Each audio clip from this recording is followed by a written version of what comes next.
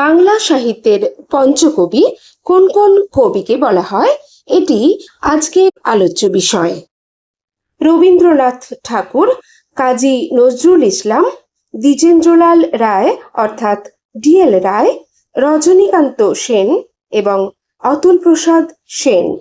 বাংলা সাহিত্যের পঞ্চকবি হলেন মূলত এই পাঁচজন কিংবদন্তি কবি, গীতিকার, সুরকার ও গায়ক, যাঁরা একই সাথে বাংলা গান ও কবিতার ধারায় অসামান্য অবদান রেখে গেছেন।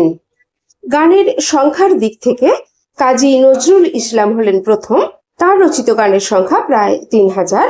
রবীন্দ্রনাথ ঠাকুর দ্বিতীয়, তার রচিত গানের সংখ্যা প্রায় 2232।